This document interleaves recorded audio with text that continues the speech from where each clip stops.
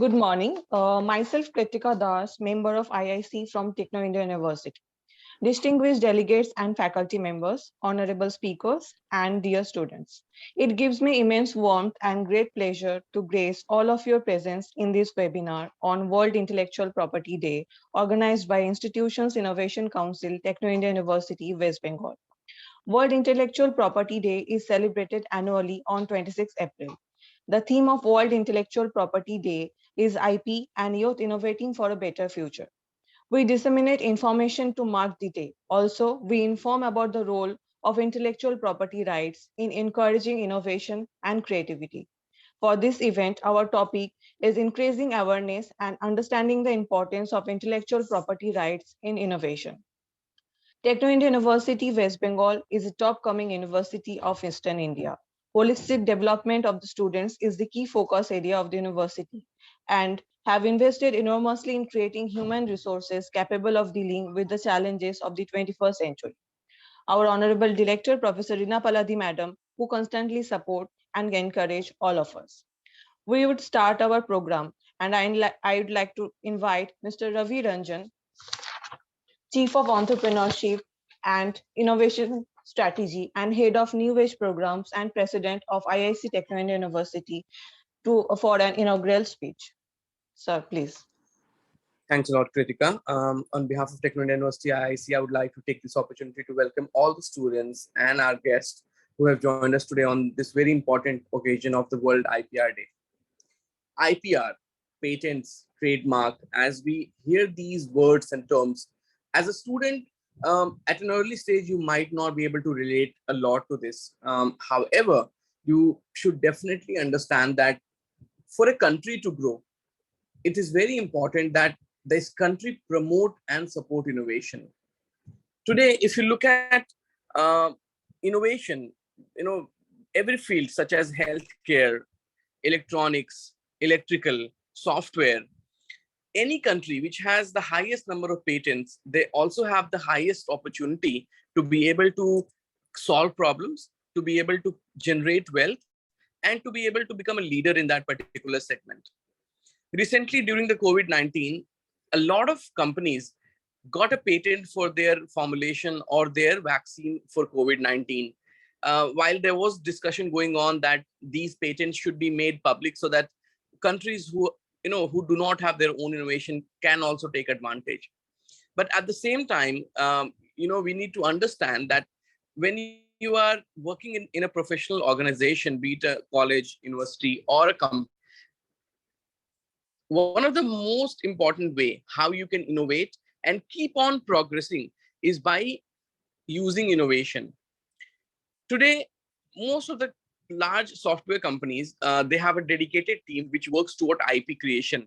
Their job is to make sure that they are able to find and file patents for various technology innovations, both in the software, hardware, and other segment.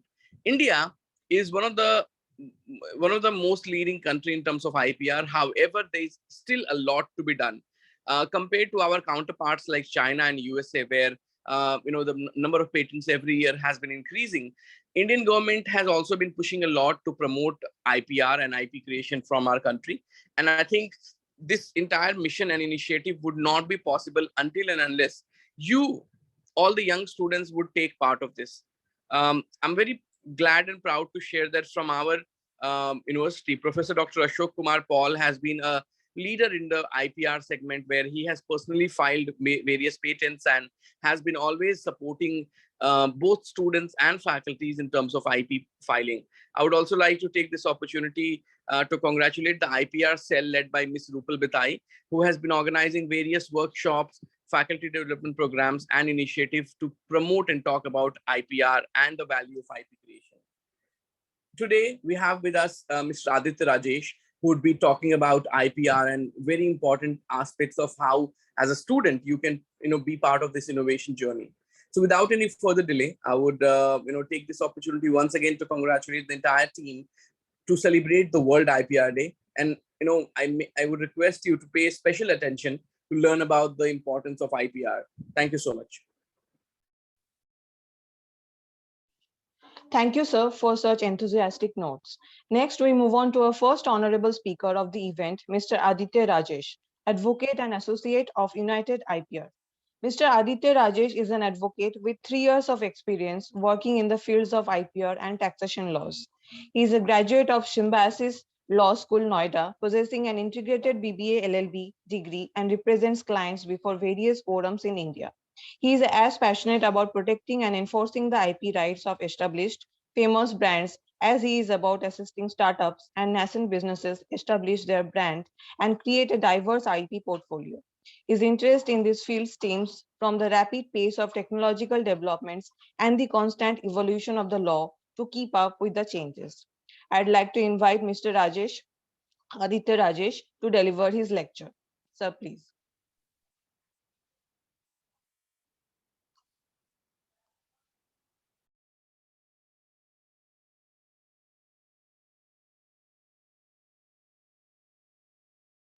Sir, you are not audible. Hello?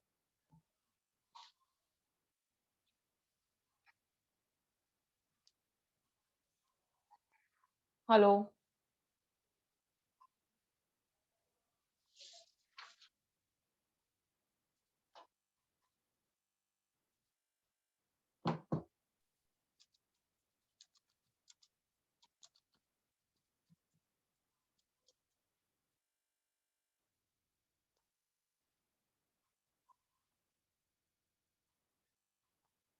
Aditya, sir?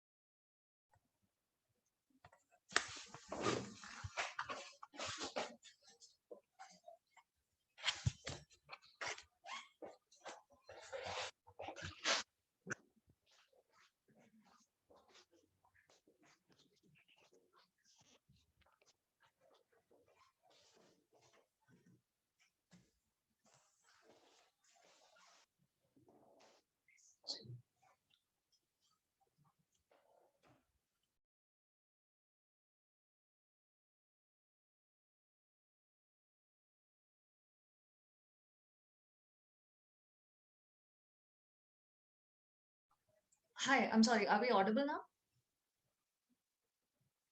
Hello? Yes, you are audible. Yeah, we're so sorry. Just a second. Yes, ma'am.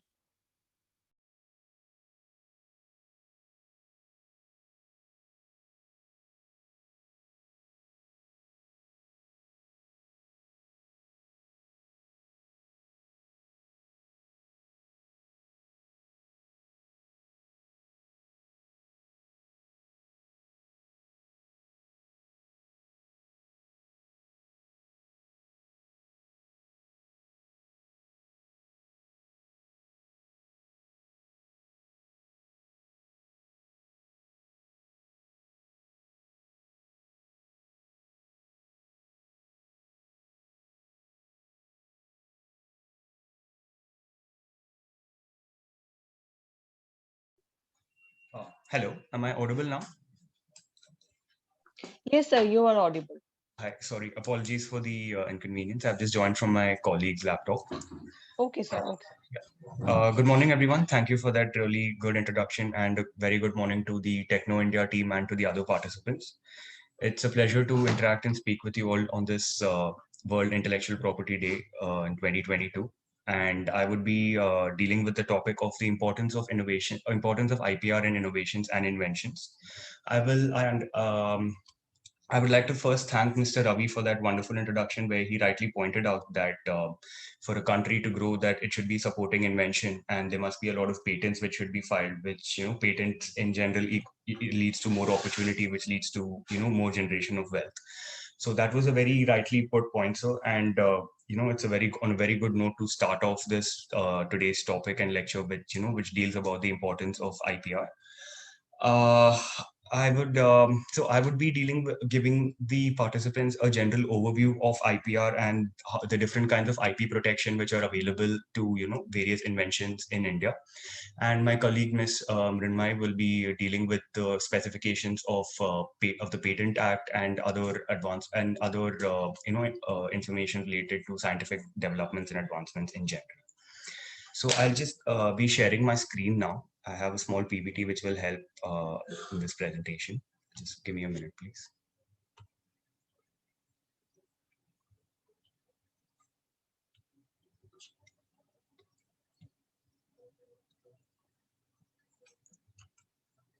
Hi, is my screen visible now? No, sir. Just one moment. Yes, it is visible now. That's good to know. So I'll just be, so this is my topic, intellectual property rights and the importance of IPR and innovation. So first, let me just give a background as to what is IPR. So IPR generally means intellectual property rights.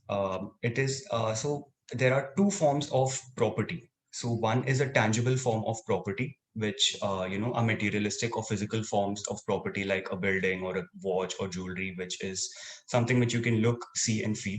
And the other is the kind of intangible property, which are the kind of rights the intellectual property rights are. As you can see, any creation of a mind, any creation or invention of the mind, like literary, artistic works, symbols, names, images, etc., would fall under the scope of intellectual property. These are all, like I said, intangible property. Now, if you see, there are various, I mean, for those who are probably interested in philosophy, there are various schools of thought which come, which deal with intellectual property as well. So I won't go too much into it, but those who are probably interested in this can reach out to me separately and we can have a discussion on that. But for the purpose of today's topic and for the purpose of today's presentation, I would only be dealing with what exactly are the rights and what are intellectual property rights and what are the rights and obligations which the holder of an IP right would get and how he can enforce it against the others in case if he feels that the rights are being infringed. I would like to just note make a reference to one important point in this slide. The importance of justly protecting one IP is also in the favor of larger public interest. I just like you to keep this in mind as once we deal with various kinds of IP going forward, we would be, I would explain how it was also in the favor of the larger public interest to protect one's IP. Moving on, this is the first, so this gives you an overview of the various kinds of IP rights which are, protectable in India. You have trademarks, which flow from the Indian Trademarks Act 1999. You have copyrights, which come from the Indian Copyrights Act 1957. You have the patents. You have patents which are dealt with by the Indian Patents Act 1970, and you have designs which are covered by the Indian Designs Act 2000. The Plant Varieties and the Plant Varieties Protection Act, which is also an outflow, which is a part of the Indian Patents Act itself, but it has also been given a special individual status. And you have GIs, or the Geographical Indication Act, which also covers a kind of intellectual property. So broadly, there are 6 types of intellectual property rights in India. We will go through we'll go through each of them one by one, and I'll just highlight certain important aspects of each kind of intellectual property. Now, what exactly is a trademark? A trademark, so these definitions and this information that I am dealing with, they're essentially drawn from the actual Trademarks Act and various other judgments which have been passed along the years, which has laid down the law with respect to various aspects of trademark law. So a trademark is a distinctive mark that that can be graphically represented, and it consists of any kinds of words, symbols, numbers, color combinations, which, now this is the most important part, which are primarily used to distinguish the goods and service of one person from that of another. So whenever you come up with a trademark, or the whole purpose of a trademark is to assign a certain level of individuality or a uniqueness with which a consumer can identify a brand or the source. If I see a particular pen with the logo of Reynolds, I know that the source of these goods are coming from a very reputed company, and I can trust the brand and trust the product to function as it is. So that is essentially a trademark. There are various kinds of trademark which I will also be dealing with in the next few slides. So firstly, I would like to mention that any person who comes up with their own trademark, like it can be a graphical representation, it can even be a combination, a unique combination of letters and words, which can be trademarked. So it can be trademark can be obtained by filing an application before the registrar of trademarks. It is a quite simple process, and there are various services which just help you apply for a trademark instantly with just a click. And so it's a quite simple process, and very and the trademark registry, especially over the past couple of years since the pandemic, etc., has been very proactive in dealing with their applications and clearing a lot of previous applications and other proceedings. So probably if you apply for a trademark in today's time, it will take around 6 to 8 months to get the trademark registered. Now, what is the duration of a trademark? Like if I apply for a trademark and the registry is satisfied and I get the registration, I as an owner I'll be entitled for trademark protection for a period of 10 years from the date of grant of the registration.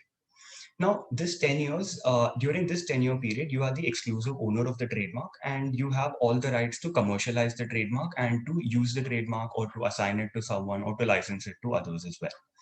Now, now after the expiry of the 10-year period, you have the option to renew the registration of the trademark. So this option of renewal is specific to only certain forms of IP, and the trademark is one of them, where you have a continual or a perpetual right in a trademark once it is granted to you.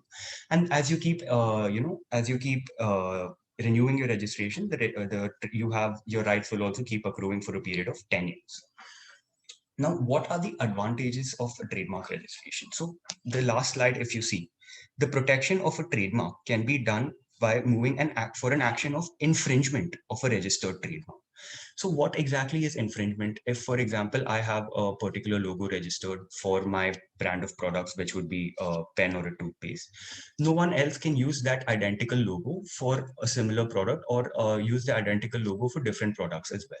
So once the advantage of registration is, once you have a registration, you have a certain right which you can enforce. The right is conferred on you by the registration, which you can enforce. So that is one advantage of that is one kind of action of trademark infringement. And the other one is also of passing off. So what exactly is passing off? So there are certain rights which also accrue, which, a certain reputation or a certain goodwill which will be accrued to a particular mark due to its constant usage over a period of time, or due to certain advertisements, brand endorsements, etc. So in certain cases, without even if you do not have a registration for the particular mark, if you can show continuous use and a substantial reputation which has accrued to your mark, you can also move an action for passing off. I understand that it's a bit of a legal jargon, but this is just the basics which I would like to, highlight, so that people are aware about the kind of rights which they have once they apply for a trademark. Now, there are, so to broadly, for the purpose of this presentation, I've classified trademarks into conventional and unconventional trademarks. So there are 5 kinds of conventional trademark. One is the word mark. Like I said, not every trademark has to be a unique color combination, or it needs to be a graphical representation. As long as it's an inventive and an arbitrary word or a mark which has been invented, which is not descriptive of the goods or the services it is being used for, it can still be registered as a trademark. One such example is Superdry. It is, as you all are aware, Superdry is a famous clothing and apparel brand, and this particular this particular mark is also their trademark. And if you see, there is no color combination; it's just a word, Superdry, which is still registered, but since it's inventive and unique, it has been granted registration. Next, you have the device mark. So I'm pretty sure many of you must be aware of the brand Lacoste, where they have the device of a crocodile below the word Lacoste. Now, when there is a combination of words and a particular logo or a graphical representation, as we see here for Lacoste, that kind of mark is known as a device mark, or a logo. Anything which incorporates a logo or a graphical representation is called a device mark. The difference between a word mark and a device mark is evident, as there is no graphical representation, as I've just pointed out. Then you also have something called certification marks. Like certification marks could mean like the ISI marks, which are granted for to show the reputation of the quality of a product. ISI is there. Then you have certain BSI standards for other products, and then you also have the FSSAI, which grants certain, which grants certificates and licenses for various products. So these kind of bodies or statutory authorities can also get their trademarks registered in the form of a certification mark. Next, you come to a service mark. So what exactly are services? Like I said before, a trademark in the previous slide, a trademark should be capable of distinguishing your goods or your services from those of another. So if you see under the Trademarks Act, there are various classes under which you apply for your trademark. Like classes would mean like, so there are certain classes for goods, certain classes for services. So classes, so certain classes for goods would mean like class 3, you have, goods for makeup and goods for, certain other cosmetic products. Under class 30, you have rice, various food materials. Under class 29, you have spices, so on and so forth. So classes 1 to 34 specifically cover goods. Now you come to classes 35 onwards. Now, what are services? Like, as you can see, this the mark I've put here for a service mark is that of McDonald's, the logo. So they are primarily into the business of providing services of food and drinks, restaurant services, accommodation, etc.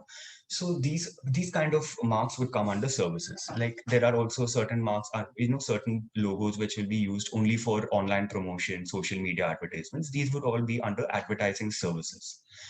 And there are also class 42 for people who come up with computer programs. A lot of engineering students who come up to us with their startups, and they seek to get their trademark registered primarily in class 42, because they are in the business of providing software services. So this is essentially the difference between goods and a service, and there are also service marks. Now coming to the last kind of conventional trademark. When I started off, this used to still be in the realm of an unconventional trademark, but over the past few years, especially, the law has developed in such a way that even color combinations have now become conventional trademarks. Now, how do you attribute a particular color combination how do you consider that as a trademark? So, for example, if we all know that Colgate, the Colgate toothpaste that we use, which is one of the most famous brands, has a unique color combination of a white color body, of a red color cap, and text with red and blue on the product. So, in fact, this was the first case in India where in 2003 itself, Colgate had had filed a case against Anchor, which is another toothpaste brand, who were involved in they were involved in the sale of identical products with using a similar color combination of red color cap, white color body, etc. So back in 2003, the court had laid down that certain color combinations and packaging, which is used to identify products, if they are proved to be used for a long time, and if they serve to, serve to disclose the source from which the goods are coming, they would also be protected as a trademark. So color combinations in that way are also now conventional trademarks. There are various other examples which also I will deal with in the course of my presentation. Now you come to unconventional trademarks. Certain unconventional trademarks would be shapes, holograms, sounds, scents, and tastes. As far as India is concerned, this is still an evolving area of law where there is still a lot of, there's a lot of gray area as to what exactly would be accepted as an unconventional, as a shape trademark or a sound trademark. Though there are few trademarks which have been granted in India as well. Like for example, Yahoo's Yodel, which many people might have used back in the day, that is recognized as a sound trademark in India. And apart from these, there are, like I said, it's still an evolving area of law. But just few examples which I would like to cite are, like for example, in the field of jewelry. We might be aware of Bulgari, which is a very, an Italian brand, which is famous for its various kinds of unconventional animal-shaped jewelry, etc. They have the registration of a particular device of a head of snake that is called as a shape or a 3D trademark, where the manner in which the snake is represented in all of their bracelets, in all of their chains, etc., is opening up in a particular way, and the eyes are studded with certain amount of jewels. The surrounding area has other kind of jewels. So all this have been recorded in the trademark application, and that has been granted trademark protection in India as well. So moving on, we have this is one example where a shape has been recognized as a trademark in India. So if you see, this case is decided by the High Court of Bombay, where the plaintiff was Gorbachev Vodka against John Distilleries Limited. So this is these were the shapes in question. Like if you see the bottle on the left, it was the plaintiff registered trademark, and the defendant was using something similar to a very deceptively similar bottle to that of the plaintiff. And this was one of the first cases in India where the shape of a trademark has been recognized, where the shape of a particular product has been recognized as a trademark, and statutory protection has been granted for it. So that is about it in the field of trademarks. Moving on, we have copyrights. So copyright is with respect to any artistic or a literary work where there is where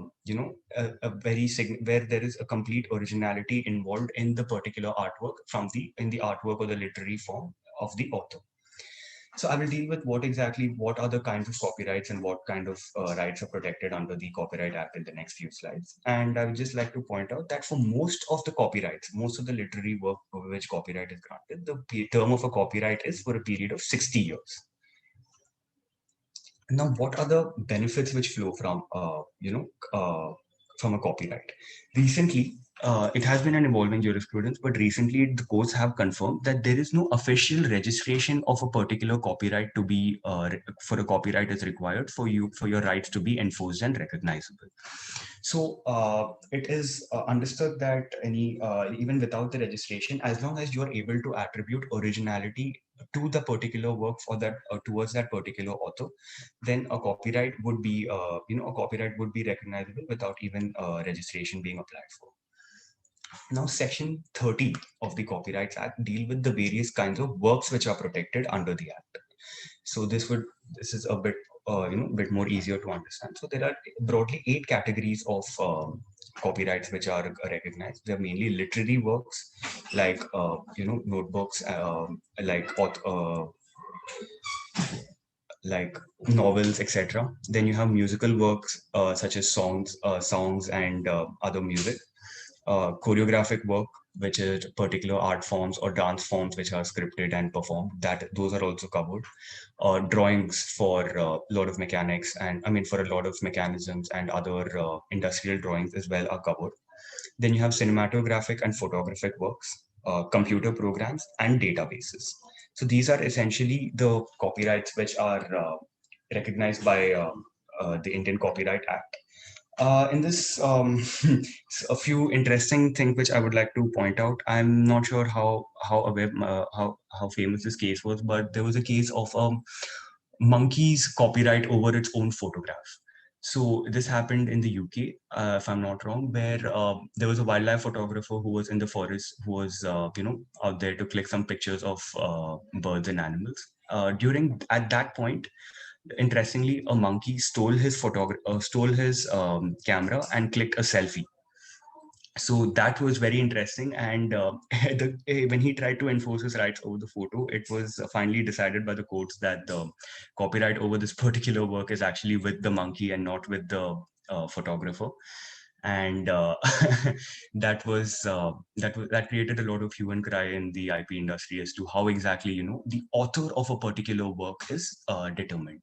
This also leads to another gray area in this field with respect to AI and copyrights. When someone creates with machine learning, which is very famous nowadays, and people create various softwares which are highly capable of machine learning, and these softwares by themselves end up creating new literary works, new songs, new pictures, paintings, etc. And so if you go by the monkey copyright case, then obviously the owner of this copyright would be the program, so not the person who created the program. So that is another interesting field which is coming up in the area of copyright. Now, anyway, moving on to what exactly the nature of a right which is bestowed by a copyright. Trademarks, patents, and other kinds of rights are more in the sense of a positive right, which bestow upon you certain rights as to how you want to use the trademark, how you want to enforce it. Copyright, on the other hand, is a negative right in the sense that it restricts how other people will use it, how other people will have, what rights other people have over your particular artistic work. Because, like, like once you have a copyrighted work comes into the public, it is in the public domain. Anyone and everyone can access it. Anyone and everyone can do anything they want with it. So the right of a copyright holder in this sense is a negative right, so that it restricts how other people use their copyrights and how there is further processing or further usage of your own copyrighted work. Now we come to an interesting aspect of the overlap between trademark and copyright. So here you can see is there are two pictures of a soap bar which are present here, and the first situation here would be when a copyright can be invoked when the artwork is same but the brand is different. As you can see here, the one on the left is called Expert, and the tagline is hygienic dishwash bar, and Priyanka Chopra is the brand ambassador for this particular product. And the entire color scheme of this is a pink background with black text. On the other side, you have the defendants who have a similar identical product, which is a soap bar with identical color combination of pink background and the black text.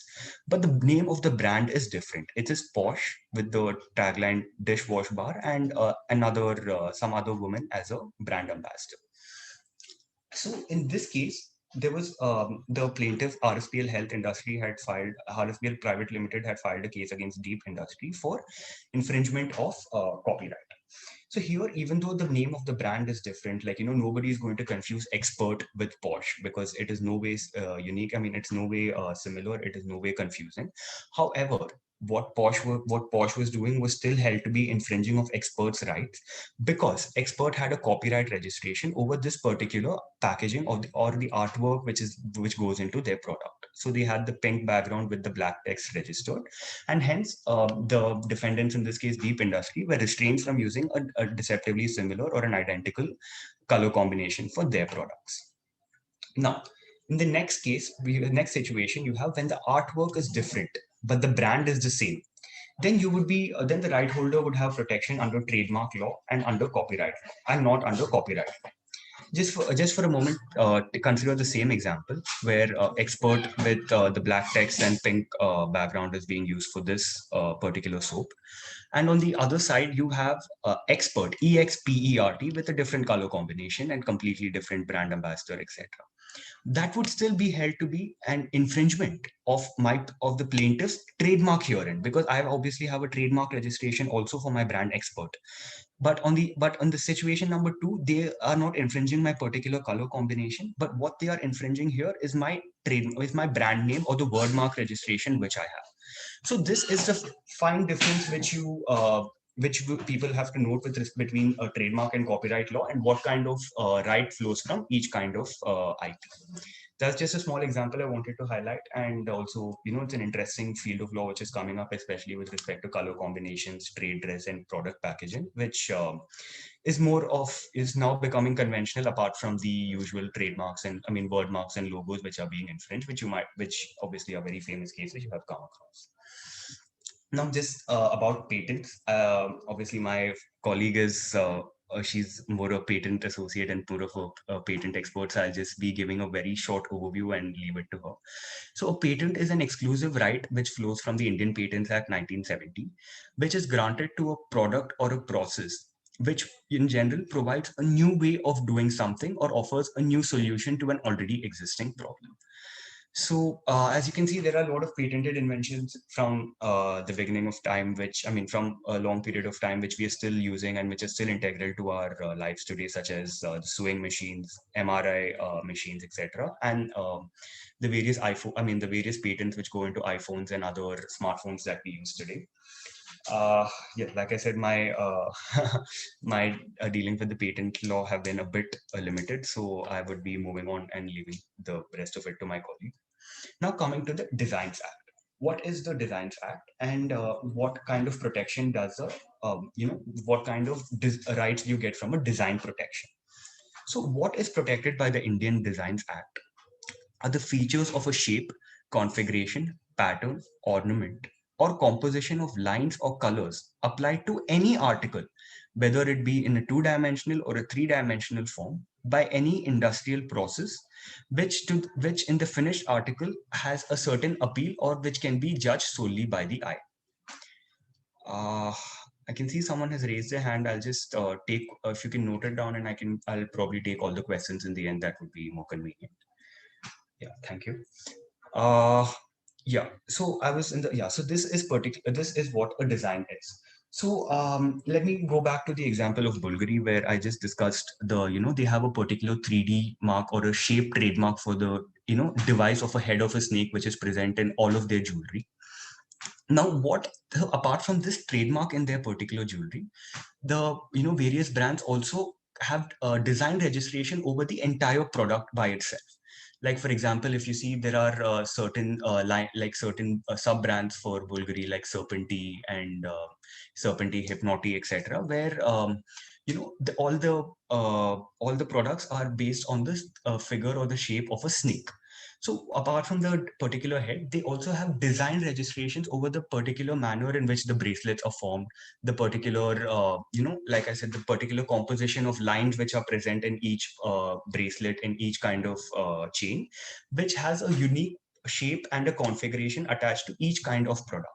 So, and this can only be achieved by an industrial process. Like, there are certain disclosures which have to be made, certain examples which have to be given in your application, and if at all you have a personal hearing which is required to convince the presiding officer, wherein you explain all the processes that go into making this particular product, which in the end gives a unique design which can be recognized by the eye.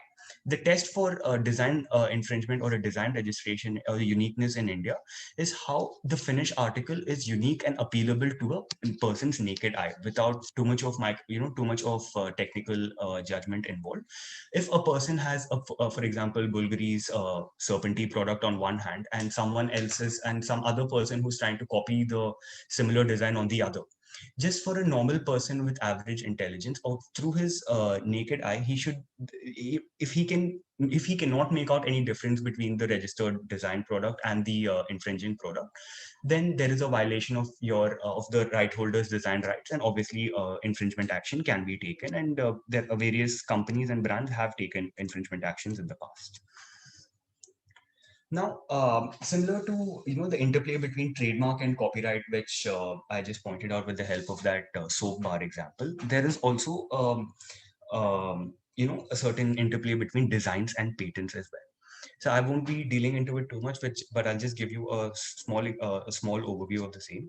So patents are granted with respect to the functional aspect of any invention, and how commercially viable, or how what is the commerciability of that particular patent. So designs, on the other hand, are more based on the aesthetic. Like I said, the test for design infringement is how similar they are to a person with a naked, or how similar they are to a person's naked eye. And so a design is granted more on the aesthetic aspect or the external appearance of any invention. If a design is a functional necessity, then it cannot really be registered as a design patent. Like, for example, the aerodynamic shape of a plane cannot be registered as a design, as the shape is very important for the smooth functioning of the invention itself. There is nothing, there's no aesthetic or a discernible external appearance for a nose of a shape of, for the shape of a plane, because all the planes need to have this similar, the identical shape for them to function. So that essentially is the fine difference between design and patents. And moving on to the Plant Varieties Act. So this is granted for plant varieties which are made through asexual reproduction. So there are a few category factors which come into recognizing your rights over particular plant varieties. It should be, the plant variety should firstly be novel. For it to be a variety is considered to be new if it has not been commercialized for more than 1 year in the country of protection. It should be distinct. Even if it is, even if it is come into the public domain, it should very distinctly differ from all other known varieties by one or more important botanical characteristics. Botanical characteristics are as you all know, the particular characteristics which are present in particular plants, etc. So a variety would now, there has to be uniformity between the various kinds of there has to be uniformity among the in the characteristics of this particular variety, and all the plants under this particular variety where uniqueness is being claimed must have similar botanical characteristics. And apart from this, you also have stability, where the genetic composition of each plant is identified, and they how like I said above, how the uniformity in these characteristics are maintained from generation to generation. Now, under this kind of IP, right, what is important is who exactly is a farmer. This is defined under Section 2K of the protection of under this Act, where a farmer is defined to be a cultivator, cultivating the land himself or through direct supervision, or one who conserves and preserves any wild species or traditional varieties, or a breeder who adds value to such wild species and traditional varieties through selection and identification of their useful properties. This act also recognizes farmers' varieties as those which have been traditionally cultivated and evolved by farmers in their fields, or those which are wild relatives or land races of a variety about which a particular group of farmers possess common knowledge. This also flows from Section 211 of the same Act. Now, moving on to geographical indications. What are GIs? So, GI is a name or a sign. It is a GI. The tag of a GI is usually granted to certain products or to certain goods where it corresponds to a certain geographic location or an origin. Like GIs are, you have I'm so sorry. So it corresponds to a specific geographical location or an origin. Now, once a GI tag is granted, so it is kind of a certification that that particular product has certain qualities or certain characteristics, and that it can originate or only be made by a certain traditional process which from a particular area in the country. There are more than 100 GIs which have been granted to various products to various products which are primarily commercialized by indigenous people and tribes in India, which have been granted. And once a GI tag is granted, so what are the main benefits of granting granting a GI tag to a particular product is the increase in the commercial viability of that particular product and the increase in the business and the revenue it gives for that particular product to those people in that who are involved in the manufacturing of that particular product. So these are certain examples of GI which have been granted. As we all know, Darjeeling tea is one of India's and the world's most famous GI for that matter, where it was one of the first GIs which is granted in India, and the government of India has taken so many steps and initiatives to promote the Darjeeling tea, to give a lot of benefits, a lot of incentives for growth and manufacture of the Darjeeling tea, and also to export it to other countries. And apart from this, you also have the Kashmiri Pashmina shawls, the Mysore agarbatti, the Mysore soap, the Kanchivaram saris from the south, etc. And apart from this, the Scotch whiskey has also been granted a GI status, as it can only be made in Scotland. So therefore, any other whiskey made anywhere else in India with the tagline of Scotch is definitely a counterfeit. So why is this important? So this is important because the Scotch whiskey has a certain, it has one of the components of the Scotch whiskey is the water which is drawn from the rivers of Scotland. So that is what gives it the most unique taste, gives it a unique taste, or the most or an identifying factor to that particular GI. And no one else anywhere else in the world can claim to be selling Scotch whiskey when they are not really incorporating when they're not really using the particular a particular ingredient which is available in only a particular location, which is Scotland in this case. So there are essentially two kinds of two kinds of protection which a GI affords. One is with respect to the origin of, one is with respect to the place of origin of the goods, like I just explained with respect to the Scotch whiskey. Similarly, you also have the Bikaneri Bhujia in India, which originates from the state of Rajasthan. And that has also been granted a GI because the kind of salt that goes into producing that particular kind of bhujia can only be drawn from the deserts of Rajasthan. Now, this is an example of a location-specific GI.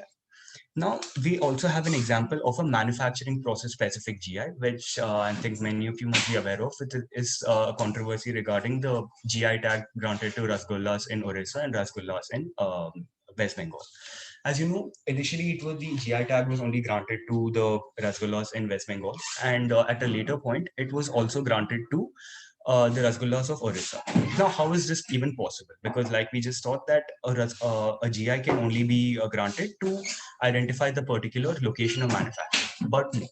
What the Indian jurisprudence has evolved in this particular case, and in a very fascinating way, is to indicate how different the manufacturing processes are, how different the end product is with respect to the rasgullas which you get from Calcutta and which you get from West Bengal, and the rasgullas which you get from Orissa. So what was examined in this case were the manufacturing processes which go into creating the product, and more essentially the final outcome of the product. Like the Orissa GI was held to be a bit more soft and it was held to be less sweet and brown in texture, whereas there are certain other identifying key features were granted to the West Bengal GI, to the West Bengal Rasgulla, and both in the end were granted a geographical indication, the tag of a GI, as we say. Now, just moving on to an interesting example is how there are, like when you take the example of an iPhone, we just discussed the various kinds of IP. In one particular product, that is the most a famous iPhone, there are almost all the kinds of IPRs which we just discussed right now. We start with the logo, which is the Apple logo, which is both a trademark and a copyright. So as we saw earlier, there are two word marks and device marks. This particular image of an apple half bitten is an example of a device trademark. And below that, the word iPhone, which is written in this particular manner with the I small and the P in capital, is also a trademark, but a kind of word mark.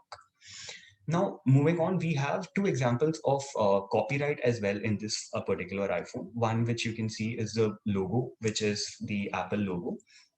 And secondly, which you have the manner in which the home screen is designed. Like now, people call it the user interface, etc.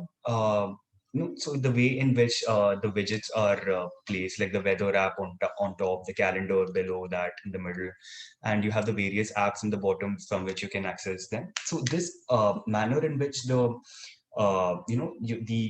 design the artwork for the screen to be displayed, that is also a copyright, as it's a literary and an artistic work.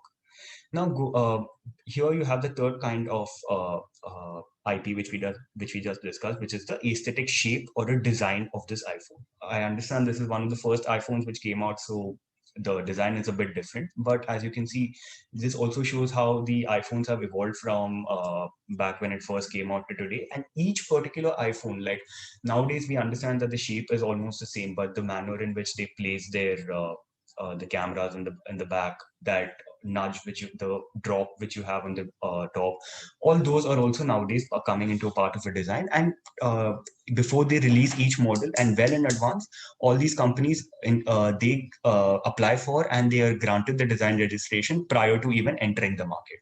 Now, what are the pitfalls of not applying to your IP? I will also be discussing later, but all these brands keep this in mind prior to entering any market, and much before they start advertising for their upcoming launches. Now, what else do we have? We also have the patent involved in this particular, like the various specifications that go into, bringing out the display, the various programs and codes that are written to respond to each, each touch that we make or each command that we give, how each thing is processed and how it reacts. That is also covered in this, and that there's also a patent granted for it. Now, there is the internal, what do you call it? The design which goes into, placing of the components behind the phone. That is also covered as an industrial design. And the artwork for the same is also protected as a copyright. Now, why is IP so important and why should it be protected? So, I'm to bring in a more relatable example now. In the recent times, I think a lot of us have been following the show Shark Tank in India, and one of the first questions, or a very primary question which is put forth by various judges to the contestants is, have you applied for a registration? Have you got your logo registered? Or if it's if it's any scientific or a mechanical product, they ask them, what is the status of your patent? Have you filed for a patent? Have you been granted a patent? So these aspects are, something which really cannot be ignored, because these IP is something which gives you the unique selling proposition of any product or any service or anything which you seek to invent and you seek to bring out to the world.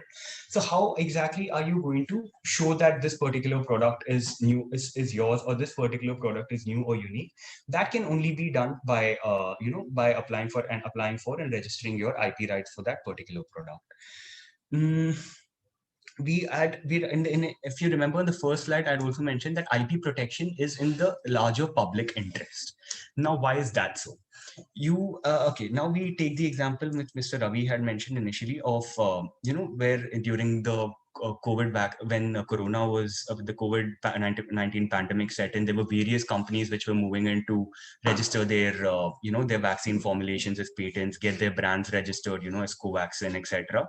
And they started bringing out their products. So this is important. It's also important in public interest, so that there is no misappropriation or there is no illegal use of any important name or an important product. Like, for example, someone could be selling life-saving drugs which are wherein the patent has been where the formula of the drug has been copied, and there's someone is selling very cheap knockoffs, and that would be potentially fatal or harmful to anyone who consumes it. Even apart from that, if someone is infringing the the name of a very well-known or a common drug, for example, paracetamol or any other drug for that matter, that is also a very serious cause of concern, because if in in a developing country like India and in other developing nations as well, for an average person of average intelligence, they're not going to be, if they're going to slightly modify an L to look like a D or an H, no one is going to be, at that point, no one is going to understand what is the difference, or whether they're buying the original product or not. And this causes a lot of this obviously would lead to a lot of problems, and not only with respect to medicines. You go to any product, like, for example, take footwear.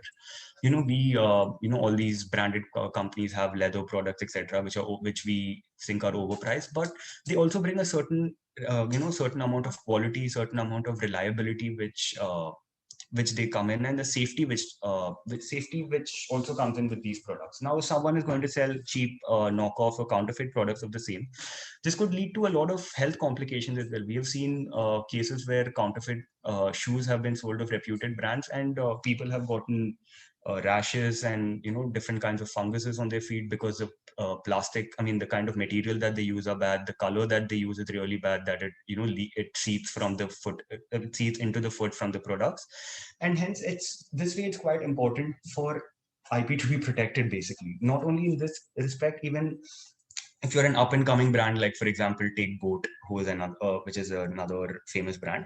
They recently had filed a case against a very big counterfeiter and infringer in Delhi, and who was involved in the sale of counterfeit products. So there was a misappropriation of their logo, misappropriation of their brand, misappropriation of their products. So this also serves to bring down the image and the reputation of a brand in the eyes of a public. Like, a hard-earned reputation which someone has built over years and years for their products. A very cheap counterfeiter who does not even know what he's doing, that he's infringing a registered IP of someone else, brings down the value of someone's hard-earned reputation and goodwill. So this is another reason why IP should also be protected.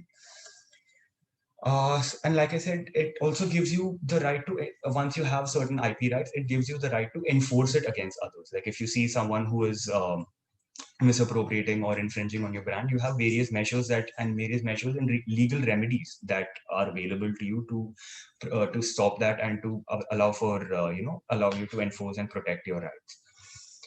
So yeah, what are the repercussions in case IP is not protected? I mean, we've also gone through that recently. And to go back to Shark Tank, I'm not sure how many people have seen the episode of this Jain Shikanji, where Jain Shikanji is a famous brand in the north of India, where they sell a particular kind of shikanji which is very good and famous. But as the judges rightly pointed out, in Delhi and in other North Indian states, when once you start going in the highway, like every few kilometers you have a stall called Jain Shikanji, and no one even knows like whether it's the same Jain Shikanji, whether it's owned by this, whether it's the same person's brand which has various stalls. But this has led to a big time dilution of the brand, so much so that when the original proprietor, I mean, when one of the original proprietors of Jain Shikanji actually turned up to the show, people, I mean, the judges themselves doubted whether, what he's selling is the original Jain Shikanji, or whether the people who are selling it across various stalls on the roads are the original proprietors of Jain Shikanji.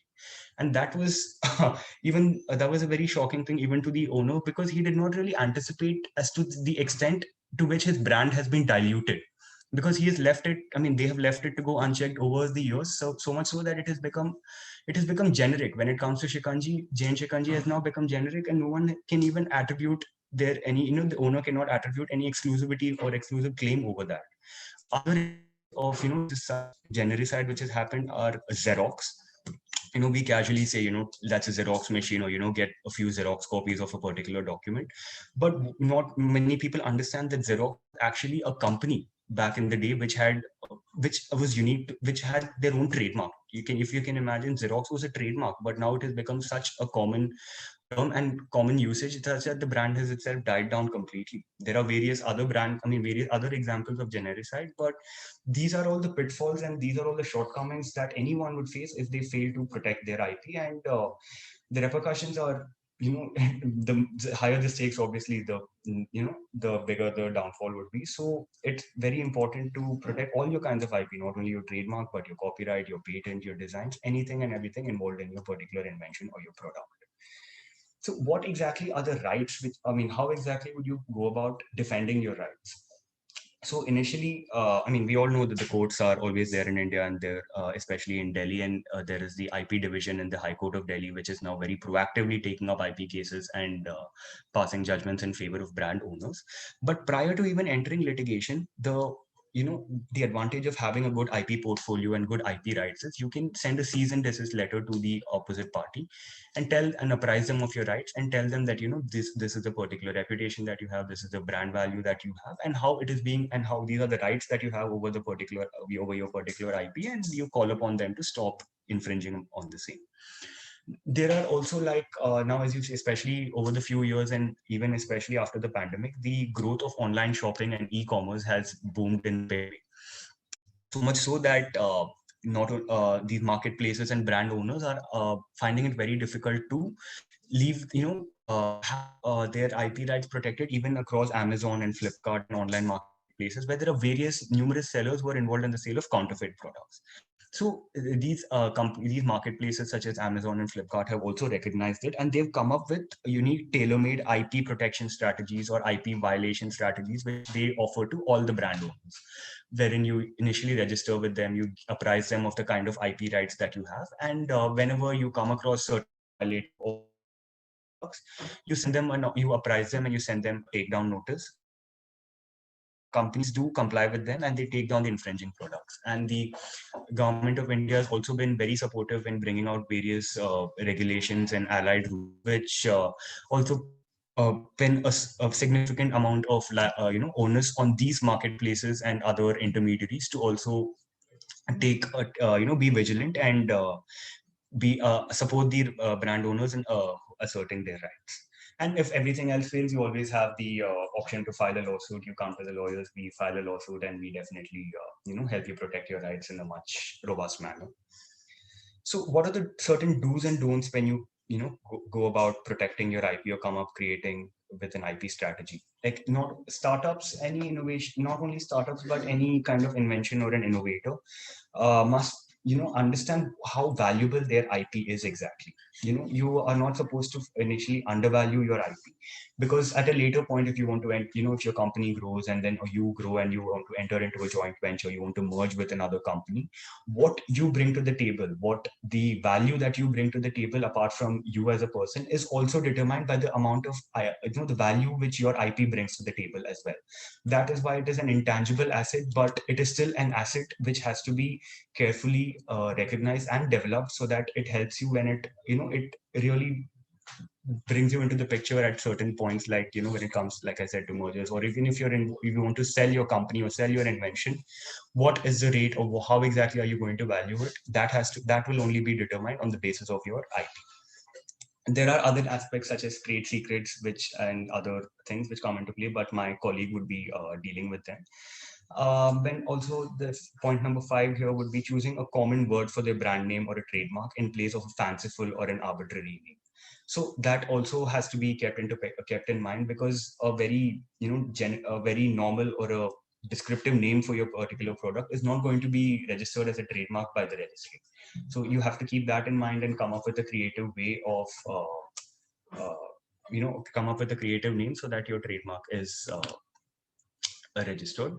And also another point which is missed out is not conducting a trademark search on databases prior to using or adopting a trademark.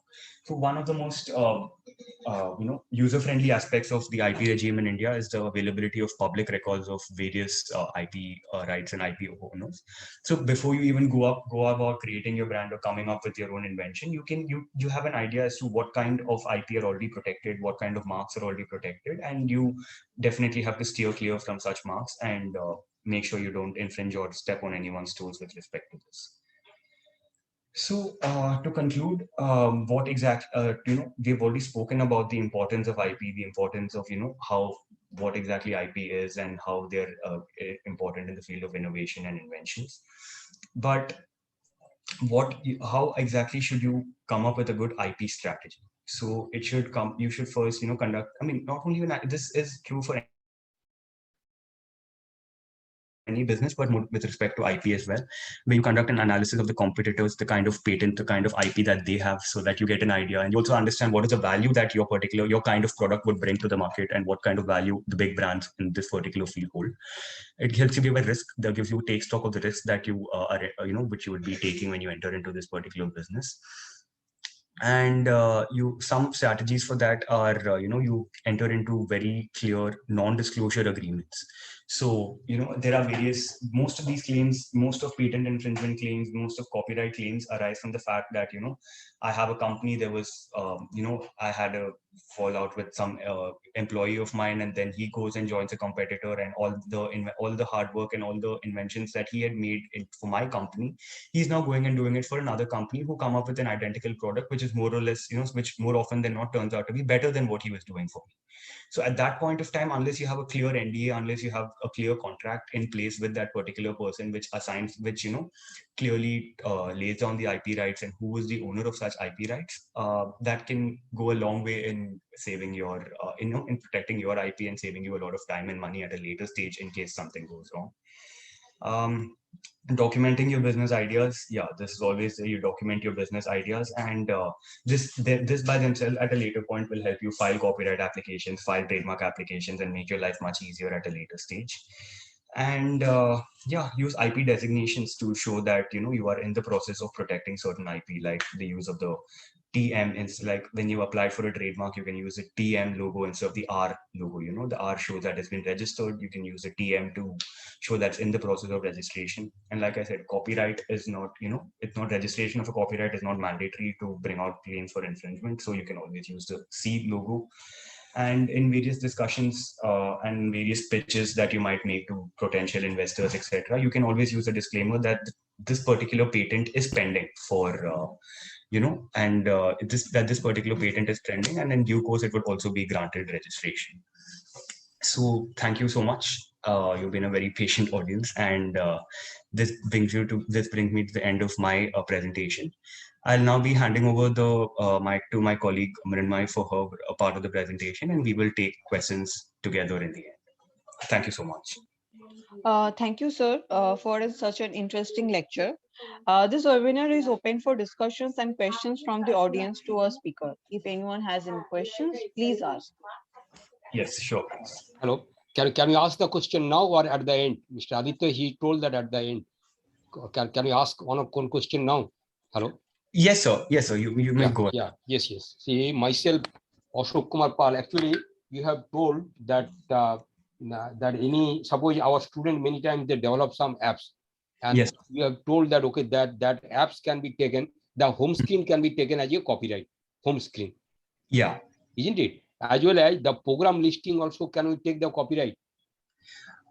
Yes, sir. So the computer program that, the code, that the source code that you would actually Generated to develop that app or to make that home screen. Okay, that can we take a copyright for that also? yes, sir, you can take a copyright. So what can also be copyrighted are certain source codes that go Yes, into. yes, source code, yes. Yes, so you can also get that copyrighted. You submit a small portion of your source code to the copyright registry, and you explain to them what exactly this is, and you also have a copyright over your computer software that way. So, in Okay, that addition, means see, we have to apply 2 times, or by once only we can apply. so you might have to apply In that to online form, we have to Yes. apply twice, or we can apply once only for would both have the to- thing. So you will have to apply twice to Okay, ensure okay, robust got it. protection. Once you apply for the source code separately, and once also for the particular artistic Home work which screen. would be developed by that program. Okay, got my doubt clear. And another thing, see, suppose we have developed an app, and Yes, sir. can we file a patent for that? If you have already taken the copyright for the home screen and copyright for the source code, then in addition, because that app is doing some job, and it is for the job for the society, and that has been tested. So can we take a patent for that?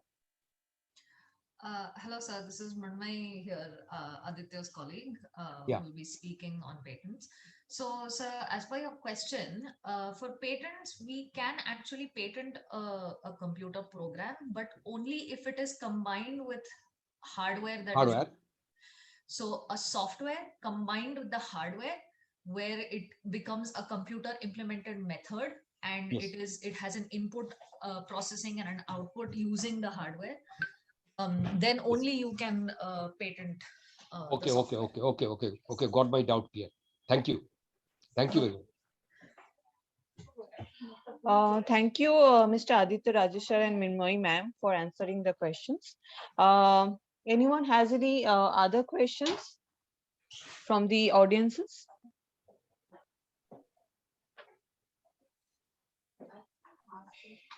No, I feel okay. Okay, we can go ahead to the next speaker. Yes. Now we move on to our next honorable speaker, Ms. Mrinmoyi Jadhav, Patent Associate and United IPR Group. Ms. Mrinmoyi Jadhav is driven by passion and sheer tenacity for the craft. She possesses a master's in biotechnology from the Institute of Bioinformatics and Biotechnology, Pune University, along with holding a postgraduate diploma in patent informatics from CSIR, URDIT.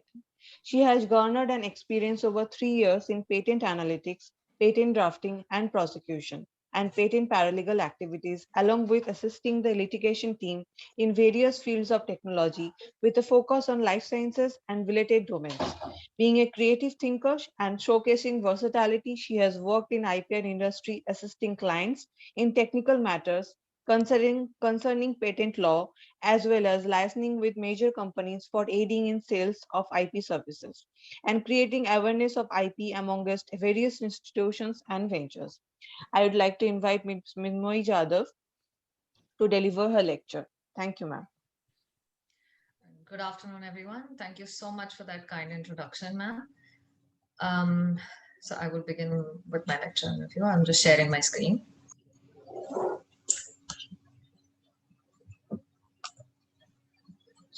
All right. Is my screen visible to everyone? Yes. Okay. Yes. So we're celebrating, and we're gathered here to celebrate the World IP Day. And since the topic is increasing awareness and understanding the importance of IPR in innovation, I will be talking about one particular type of IP, which is patents. My colleague, Mr. Aditya, gave a very great overview of all the IPs that you can possibly have for a particular product, process, invention, so on and so forth.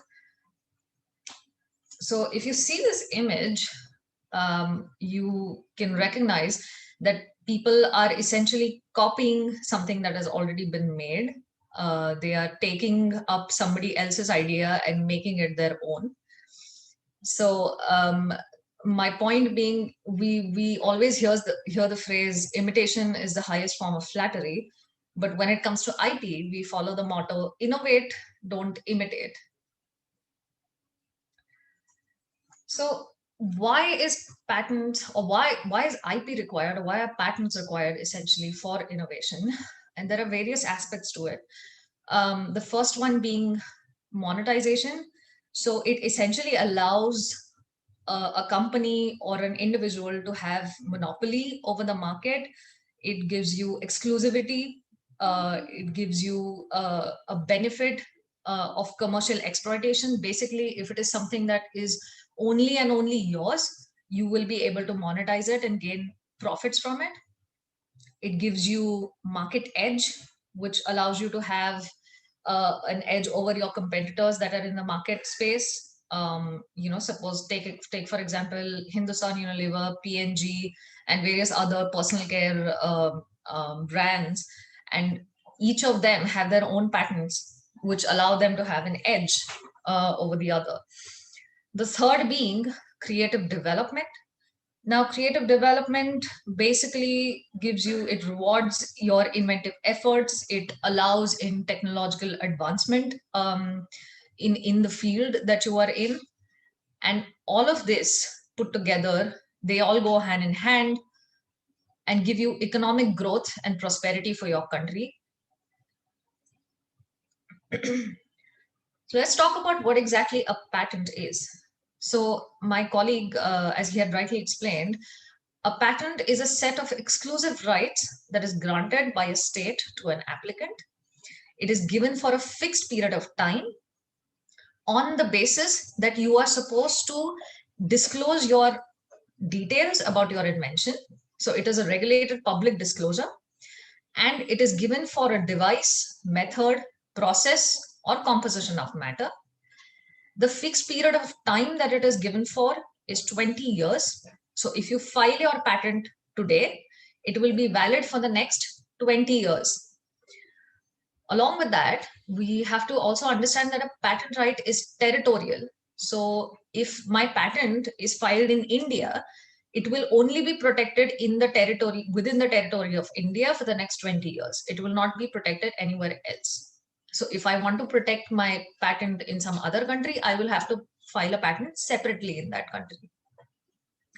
Now, this patent is protected by legal means under the Patent Act, which was founded in 1970. Under this act, an invention is defined as a new product or a process which has certain criteria through which it is said that it will obtain a patent. We will talk about these criteria now. So the three criteria that decide your patent and if it is valid and if your invention is really eligible for a patent is, first is novel. So your invention has to be new. It is something that has to be that should not have been disclosed anywhere, be it through a presentation, be it a paper, be it in any sense, and it should not be existing in your area of technology.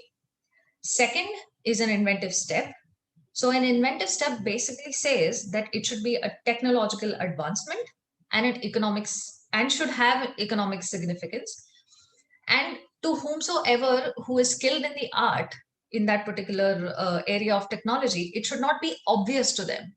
So whatever improvement that you are making, suppose if it's a software engineer, he should not be easily able to figure out what improvement that you have done in your patent. And the third thing, and the most important thing, is it should have industrial applicability. It cannot be, made just for that. Invention cannot be made just for the sake of it. It has to have some industrial applicability. It has to have some importance within the industry and an improvement within the industry, solving some solution and giving an advancement in technology. Now, the patent procedure is fairly simple in terms of once you have your innovation, you can file that patent application in a patent office. Then, as we had discussed before, that the details of that invention will be disclosed to the public. So you have your patent publication. So patent is published by the patent office in a journal. Then you file for an examination. Once you have filed for a request for examination, your patent gets examined by different examiners that are present in patent offices. And they are more than equipped to understand your invention. They are more than equipped to assess the patentability of your invention using the 3 criteria that we had discussed of novelty, inventive step, and industrial applicability.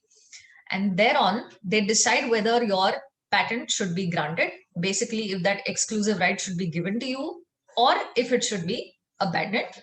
That means your invention did not qualify for the 3 criteria of patents. Now, sometimes it so happens that you have worked out a part of your invention, but not your entire invention is ready. Suppose you have made a composition, but you've not been able to carry out all of the clinical trials that you are carrying out on. So what do companies, or what can an individual do in that case? What if my invention is not completely ready? So the patent office has been kind enough to give you different provisions to file your application. So there are different types of applications that can be filed. The first one is a provisional application, which is an initial application that you can make in order to secure your priority. Basically, you are the first one that has filed for that invention. You are the first one that has disclosed it to the public, which gives you the exclusive right first. If somebody files it after you, they do not hold that particular, they will not be able to hold that particular patent, even though they might be the first inventor or not. So a provisional application allows you to disclose partial details about your invention, and therefore you have 12 months from the date of filing of that provisional to submit complete and thorough details about your invention. So once you file a provisional, within 12 months, you are supposed to file a complete application disclosing all of the details of your invention. So suppose if I file my provisional application on January 1st of 2022, by January 1st of 2023, I will have to file a complete application. Otherwise, my invention gets abandoned, my patent gets abandoned. Other types of applications are an addition application.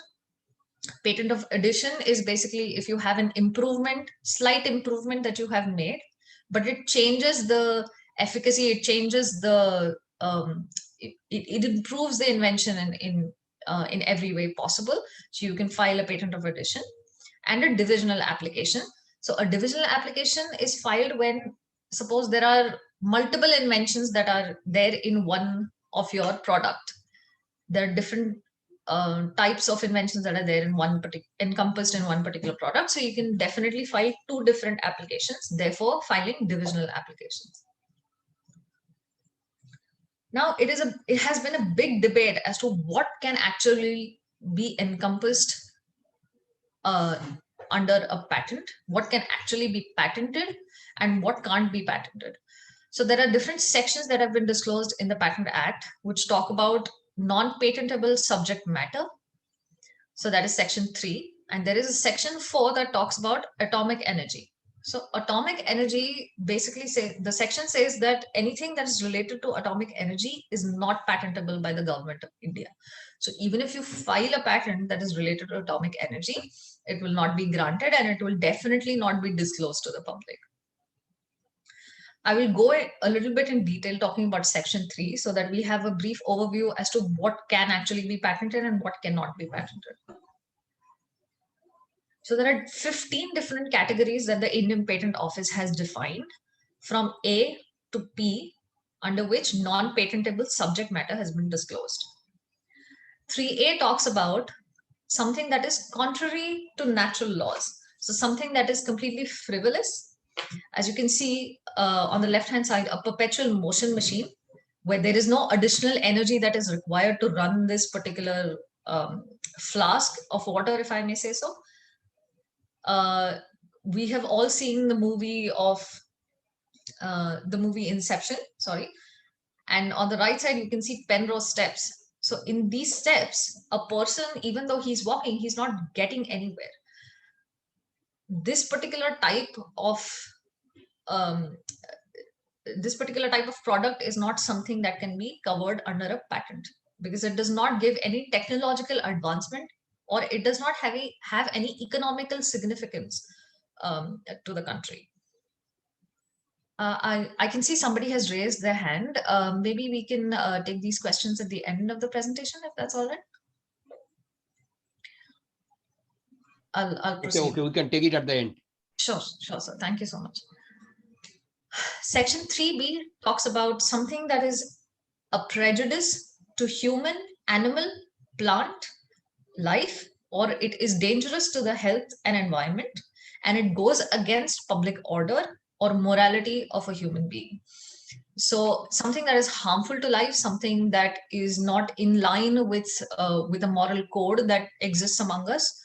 So a very simple example would be a copying machine in exams is not something that will be patentable. Biological warfare material, so something like anthrax or other agents that can cause warfare are not patentable. Weapons of mass destruction, so any nuclear weapons, any other weapons that can be used for mass destruction, or maybe a bomb, all of these are not patentable. 3C talks about scientific principles. So anything that is existing as a scientific principle cannot be patented under the patent law.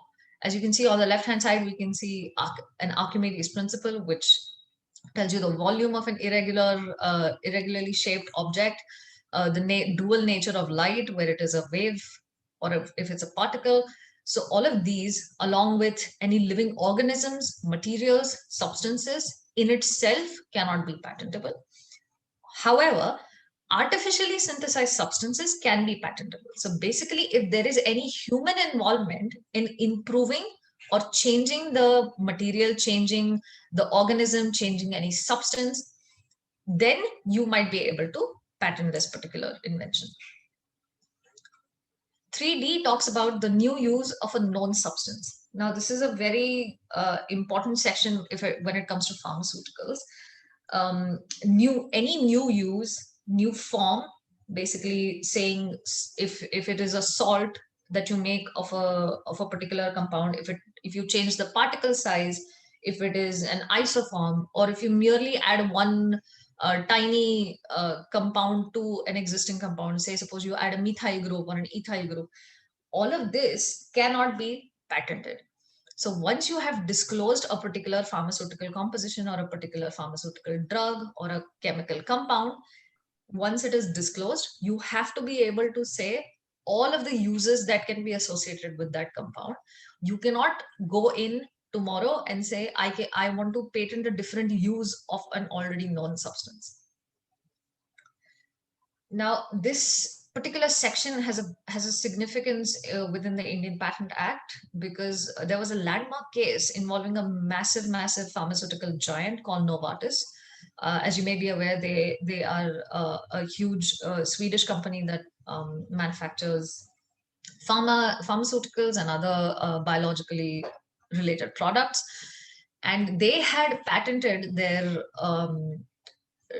a pharmaceutical drug which was used for treating leukemia called Glyrec, and the drug being called as an imatinib. So this particular drug was registered in 1993 as a patent, and in 2006 they again filed for a patent saying that they have given an improved structure of that particular drug, but it had no improvement in its efficacy. It had no improvement in the way that it was acting on the body. It was the same drug, but with a very slight change.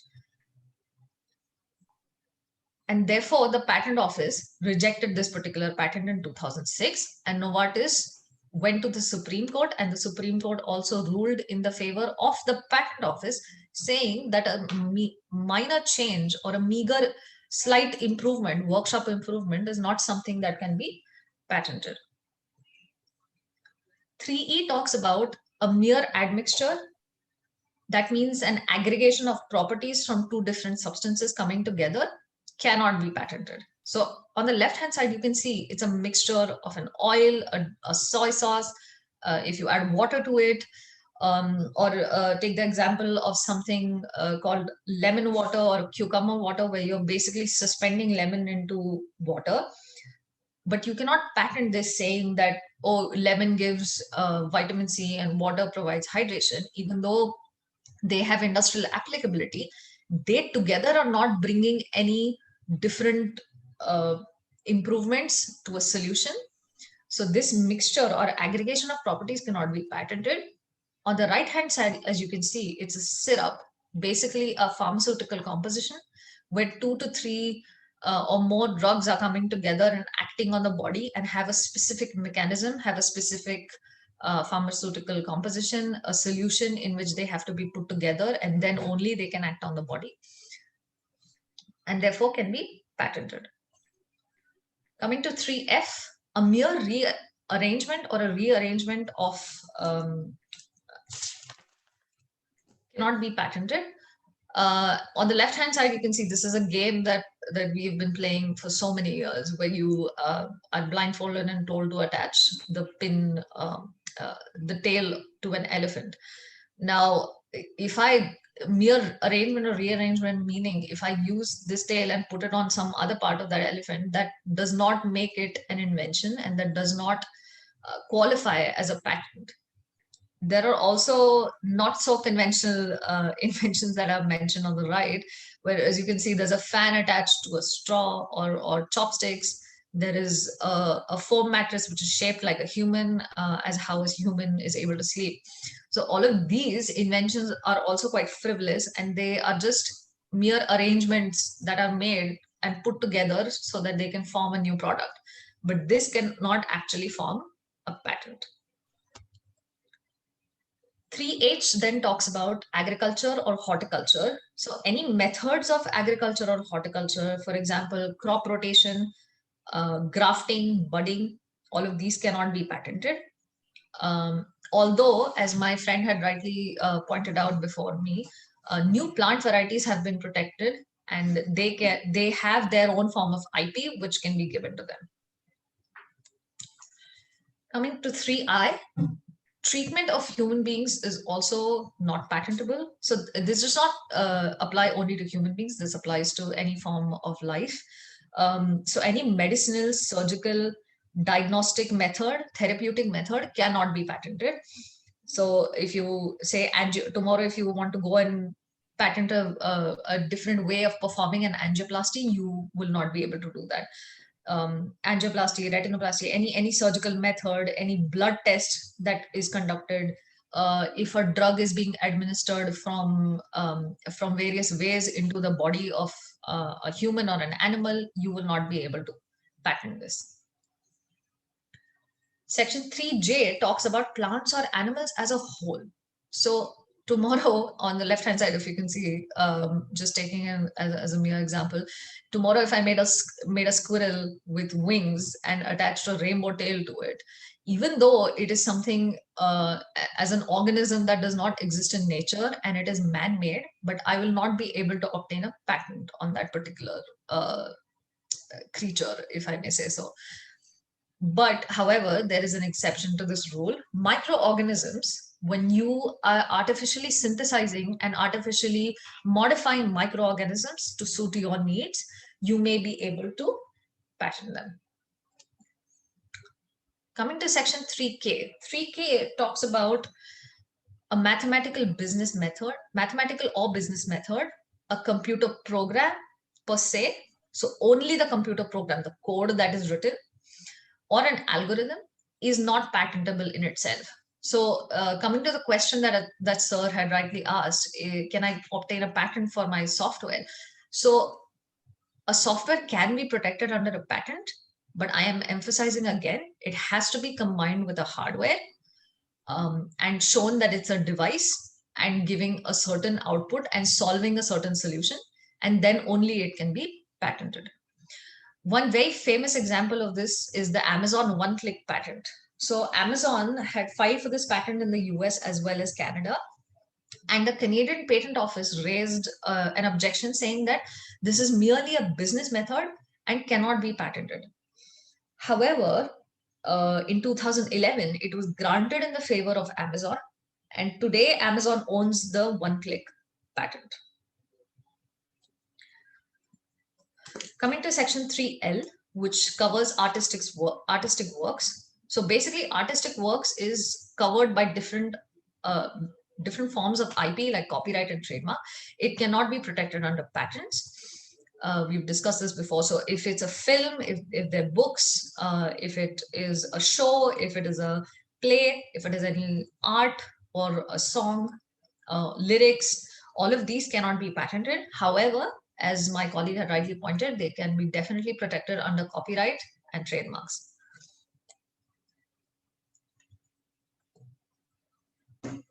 The next section, which is 3M, talks about a mere scheme or a rule or a game which cannot be patentable.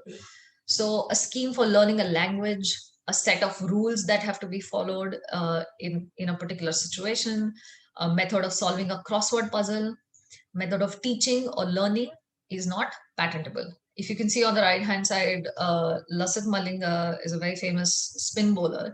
So the way that he bowls is also a mere scheme or a mere way of bowling, but it is not something that can be protected under a patent, even though he's very good at what he does. Coming to section 3N, talks about the presentation of information. So presentation of information, merely presenting information in a particular format does not give you the right to obtain a patent. So it can be a PowerPoint presentation, it can be a research paper, it can be the thesis that you submit at the end of your degree, any graphs that you might have made. All of these cannot be protected under a patent. Last but not the least, there are integrated circuits which have a different act. They are protected legally under a different circumstance. They do not come under patent protection. So if there are circuit boards or a semiconductor, they have a different act for protection, which is the Semiconductor Integrated Circuit Layout Designs of Act, which was formed in 2000. The last section talks about traditional knowledge. So knowledge that has been known, that has been passed over for generations, that has been mentioned in Vedas or in traditional books is also something that is not patentable. So this can be Ayurvedic medicines, this can be form of exercises like yoga that are not patentable and not covered by a patent.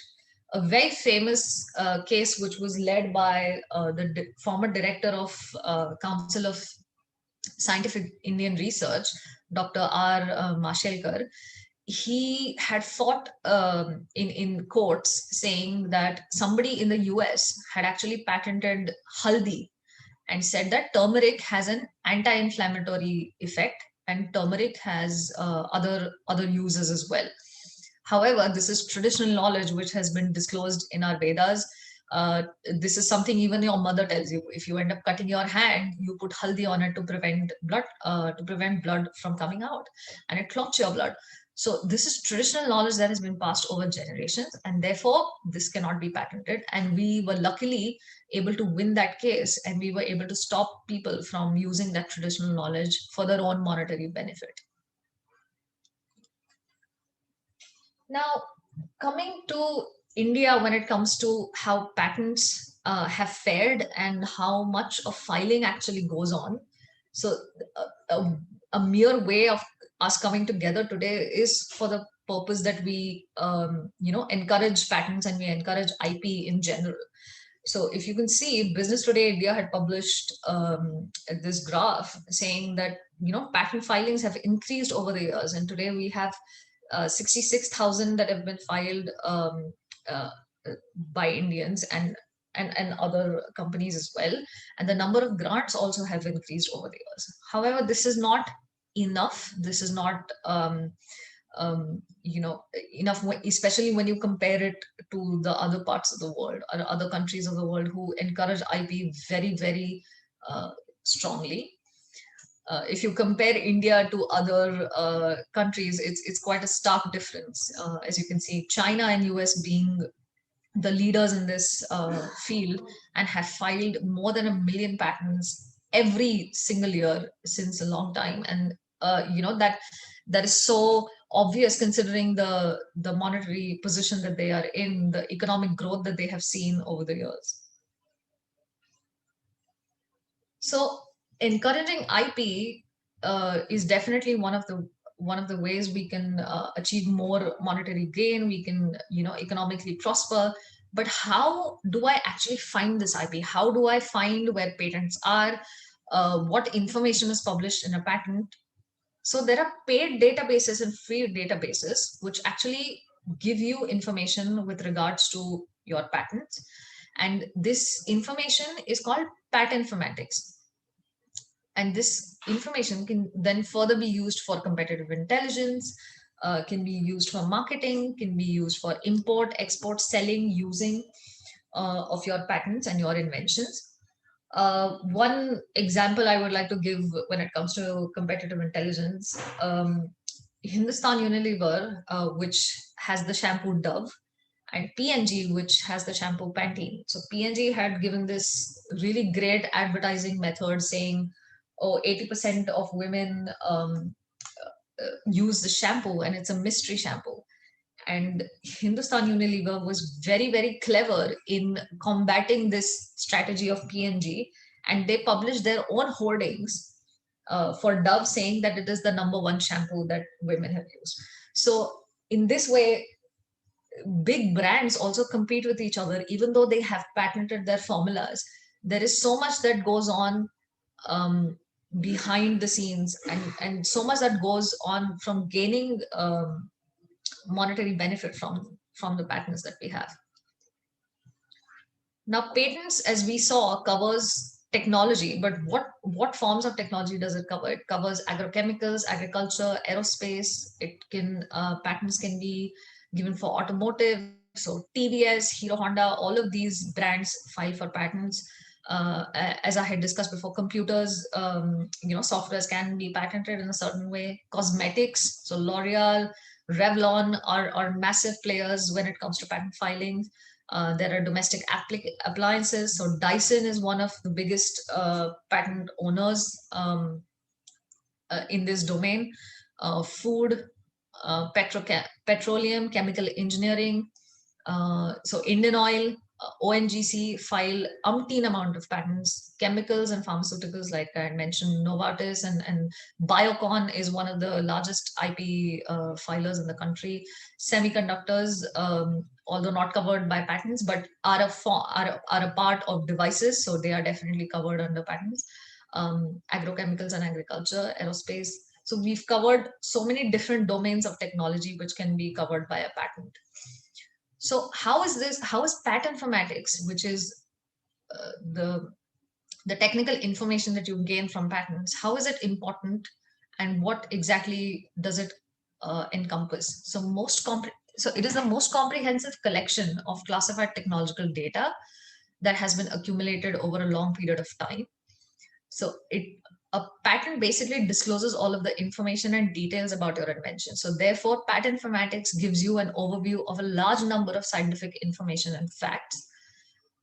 Who can you go to obtain this information? There are free databases, but however, it is not the easiest way to make sense of what exactly a patent is disclosing, what invention it is covering. So you can definitely contact a lawyer, a patent attorney, a patent agent. This information is useful to somebody who is an inventor, who is a scientist as well. It aids in R&D. It acts as a tool for creative thinking. It basically tells you what exactly is existing in the technology, what different solutions I can come up with, what different problems I can solve. It also enables you to monitor what your competitor is doing. It can give you an assessment of technology, where exactly technology is headed, what status quo does it have at this point, what new ventures can you go about when it comes to a particular field of technology. Me being somebody that has a master's in biotechnology, I've seen so many different forms of technology come together in order to form inventions. You can use this for licensing. So basically, once you have your patent, once your invention is protected by a patent, you can have other people use it for a fee. Basically, you give them, you license out your patent, and they can pay you a certain amount of revenue for that particular patent. So that also is very important when it comes to gaining monetary benefit. It can support mergers, acquisitions, and enable human resource management. So I want to briefly give a few examples when it comes to patents and how important they have been over the years. I don't know if people are aware of this case. So there was this massive battle that happened between two giants called Sony Ericsson and Micromax, which is an Indian company. And Micromax was accused of infringing the GSM and CDMA technology that have been covered by Ericsson patents. So Ericsson owns about 37,000 patents which have been covered for GSM and CDMA technology. And therefore, Micromax was accused of infringing them by using them in their own phones. So the 2G and 3G technology that has been covered by these patents was the one that was in question. And the Supreme Court ruled in favor of Ericsson, and the two parties therefore came to a global patent license agreement where Micromax agreed to pay Ericsson a certain amount of royalty for every 2G or 3G phone that they sell. Now, this goes to show if Micromax had actually done their research, or if they had protected their own technology, maybe they would have been able to be in a better market position. They wouldn't have had to pay so much royalty. And I think we are all aware nowadays, we don't see as many Micromax phones that have been going around. One of the other very famous examples is Google benefiting from Motorola's patents. So Motorola had a lot of patents when it came to the Android technology. And when Lenovo acquired Motorola, Google, who had Motorola was first initially acquired by Google, and then they sold it off to Lenovo. So when Google sold it off to Lenovo, they retained a lot of the IP, a lot of the patents that Motorola had filed. Google retained it, and therefore they retained their position in the market when it comes to Android phones. So Google had sold off Motorola Mobility to Lenovo in a $12.5 billion deal. But however, it held on to the patent portfolio, and this allowed them to have a competitive edge over people like Apple or Microsoft, who were in the same space, who are in the same domain. But because Google have these patents and have protection over their IP when it comes to Android, Google is probably the most, probably the biggest market share in this space of technology. Now, some people or some companies, some individuals choose not to patent their technology. And it has been a big debate as to if this is a good thing or a bad thing, because patents, after 20 years, your technology becomes public. Anybody can use this technology to manufacture whatever that you have patented after the expiry of 20 years. And Coca-Cola, being such a massive brand, when it comes to protecting their IP, they have protected that, they have trademarked their Coca-Cola name. They have a trade dress for the way the can is shaped or the bottle is shaped. The color is protected. So all of these IP protections Coca-Cola did get. However, the formula of Coca-Cola, the actual way of manufacturing Coca-Cola, what ingredients are used in Coca-Cola have not been disclosed. The correct formula has not been patented. So it was initially patented in 1883, but once they modified that formula later on, they did not patent it. It is protected by the Trade Secret Act. However, in India, we don't have such provision for a Trade Secret Act, but you can definitely protect this sort of IP by having a contractual agreement between you and whomsoever the other party is, in order to protect your invention. Now, where exactly do you file for a patent, and where you can obtain this form of exclusive right? There are, like I had said before, patents are territorial. So you have to go and file your patent and register your patent in every single country that you want to protect your invention in. Now, the Indian Patent Office has 4 offices in India, mainly Delhi, Bombay, Chennai, and Kolkata. And the Indian Patent Office has been incredibly, and been at the forefront and providing and uplifting IP all these years. So they have provided subsidies and fees for startups, for MSMEs, for natural people, for educational institutes. They also provide a subsidy in fee for women applicants. So if one of the applicants is a female inventor, he or she will able to get a subsidized amount for filing of the patent and protecting your patent. When it comes to internationally protecting your IP, you can go and file this patent in various countries, but there are different ways that you can go about this. So there are 2 ways. One is a PCT application, which is filed through Wipo. So the Wipo is the World Intellectual Property Organization, which was founded in 1967. It has 193 member states, and the main office is located in Geneva, Switzerland.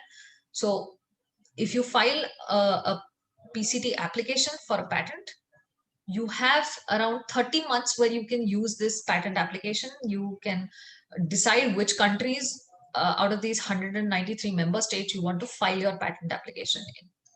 When it comes to Paris Convention was something that was a treaty that was signed in Paris in 1883. It also has 193 parties. However, the member states between Wipo and Paris Convention differ. So when it comes to Paris Convention, once you have filed your application, within 12 months of that filing, that is the only scope of window you have for filing your application in other countries. Whereas Wipo gives you 30 months for filing your application in different member states. So if I file my application through Paris Convention on suppose 1st of January 2022, by 1st of January 2023, I will have to file my application in suppose US or EP or Australia or any other country that I want to. But if it was Wipo, it would have given me 30 months for deciding which country I want to file it in. So coming to the end of the presentation, I just want to go give you an overview as to why IP is important, what importance do patents really hold when it comes to protecting your invention. So IP rights strategy should include both. It should be an analysis of your competitors, analysis of the risks that you will have to take when it comes to the market share. And you also take into account the company's long-term commercial objectives. Where do you want your company to head, and what domain do you want your market share to be in is what decides your IP. Some strategies which startups effectively include you sign NDAs, that is a non-disclosure agreement or a contractual agreement. Like I had said before, we don't have the Trade Secret Act, so we can use NDAs to stop people from revealing confidential information. You can definitely document your business ideas. You can, have drawings, prototypes. You can have designs, like my colleague had mentioned before, to protect your IP. And also you can use different forms of designations for IP. So if it is a trademark, you can write TM. If it is a copyright, you can use the symbol C with a circle around it. Patent pending.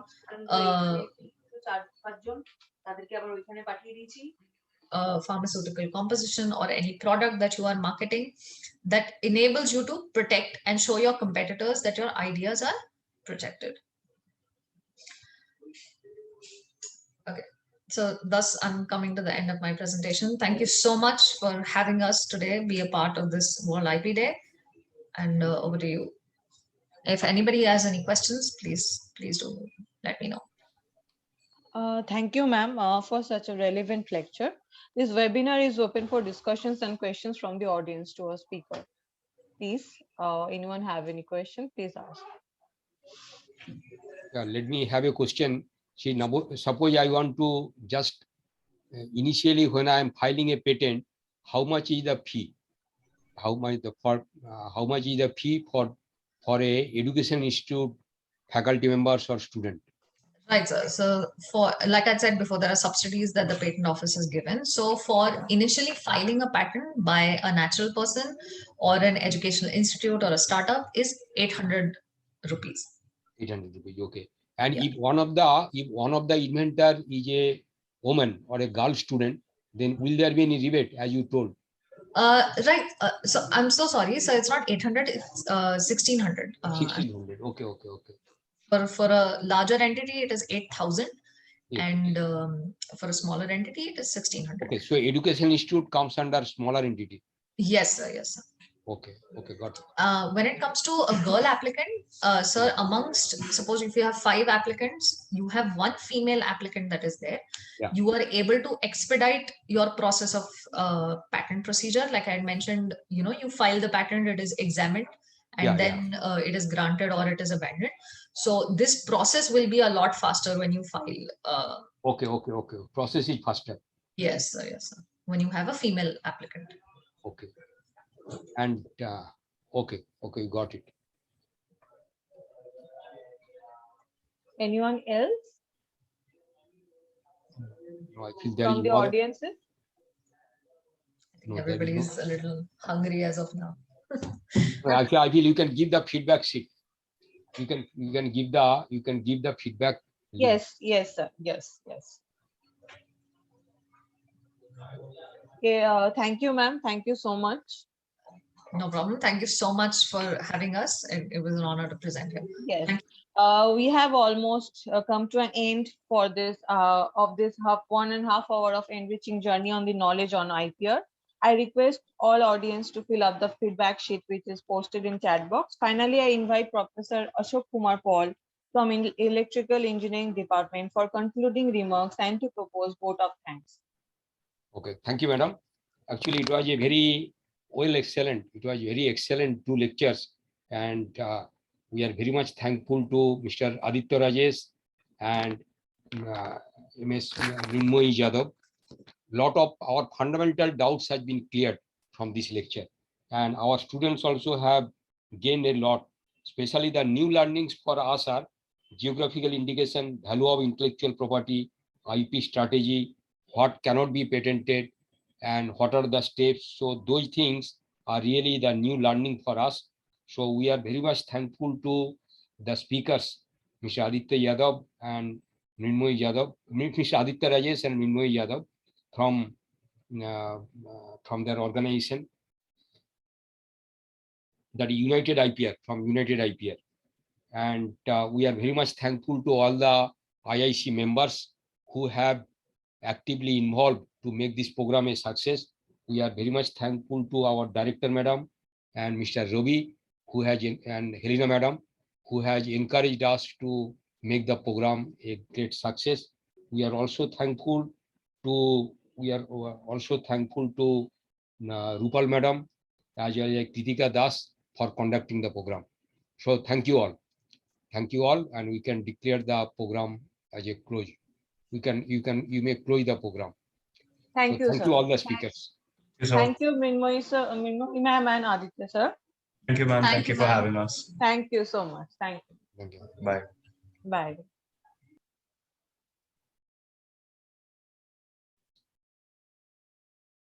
See, Kritika, you can keep the system for some time on, so that if somebody wants to copy the feedback sheet, copy the feedback form, they can take. Yes, yes, sir. Okay. Okay. Or we can give the feedback in the WhatsApp group also. In the IIC group? IIC group, yes. Okay, sir. Okay. Okay, because you do not know everybody. So IIC group, Okay. we can give the link. Okay, so thank you, Kritika. Okay, sir. Thank you, Okay. sir. Okay, thank you. Okay, so we are closing. Yes, sir. Okay. Yeah, you can close.